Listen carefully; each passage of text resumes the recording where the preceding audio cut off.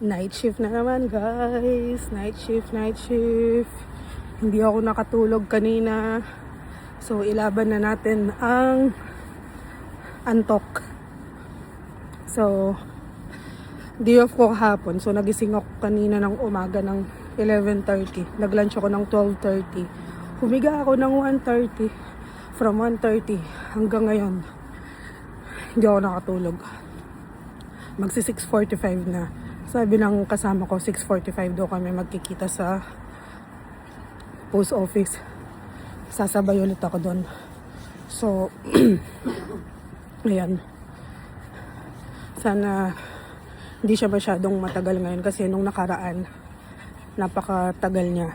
Dumating na siya ng alas 7. So, mag-alas 7. So, parang nasa 10 minutes ako naghihintay sa kanya. Ano na kasi, 6:43 na. So, sana sakto lang ako. Lamig. Uminom ako ng Biogesic. Sobrang sakit ng ulo ko, sobrang bigat. Siguro dahil nga hindi ako nakatulog. Tignan ko mamaya kung makakatulog ako sa work. Pero kung hindi, ayos lang. Day off ko naman bukas. Kape-kape na lang muna. Let's go. Pasok muna tayo, ilaban na natin to. Guys, nasa work na ako. Kaya lang humiga ako. Sobrang antok ko. Ngayon ko nararamdaman yung antok. Actually, kanina humiga naman talaga ako ng 1 o'clock. Antok na antok talaga ako. Pero nung paghiga talagang parang hindi talaga ako natutulog kahit 5 to 10 minutes. Hanggang sa ikot-ikot ako sa bed. Pagtingin ko ng oras, 3 o'clock. Tapos sabi ko, may oras pa Lord. Tapos gising ko na naman, 5 o'clock na. Ngayon, dito ako sa work. Ngayon ako antok na antok. Pinipilit ko matulog kahit 15 minutes lang. Pero hindi talaga ako makatulog. Ewan ko bakit. Parang bumabalik. Parang nakasumpong yung panic attack ko. Tsaka anxiety ko. Ang bilis ng tibok ng puso ko. So, hindi ko alam. So, sa utak ko pinapasok ko na isang gabi lang. Day off ko naman ulit bukas. Anyway, papahinga muna ako bago tayo mag-start. Guys, video update. Nakaupo ako sa lounge. Nakaupo ako outside the lounge. Bawal kasi mag-video sa care home. So, tulog yung mga pasyente. So, ayan, nakaupo ako. So, mag-aano na. Alas 11 na pala ng gabi. So, mahaba-haba pa to. Wala pa akong tulog. So, tingnan natin kung mabubuhay ako hanggang alas 4. Kasi alas 4 ng madaling araw, magsisimula na kami magpalit ng mga pads o yung tinatawag na diaper ng mga matatanda. Tapos, magpapaligo ng mga pasyente yung mga gustong maligo ng maaga. Papaliguan ko. So ngayon mga 4 yung ginagawa namin.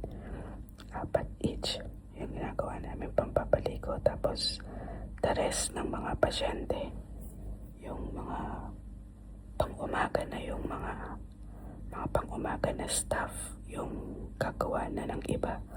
So ngayon nandito ako sa residential home sa ground floor. So ang binabantayan ko ay 16 residents. So okay lang din naman kasi tulog. Tsaka may kasama naman ako pag may problema. Nandun yung kasama ko sa kabilang side. Tapos, meron naman kaming kasamang senior carer tsaka nurse na naka-duty naman. Yung nurse naka-duty siya sa taas, sa nursing home, sa first floor. So, cross finger. Sana tahimik. Pero medyo kinakabahan ng konti kasi 3rd week ngayon ng February. Hindi pa nag-i-inspect yung manager namin. Baka biglang dumating para mag-inspect. So, sana maging okay naman. Yun yung isa sa mga kinakabahan ko kapag nagda-night ako, yung inspection.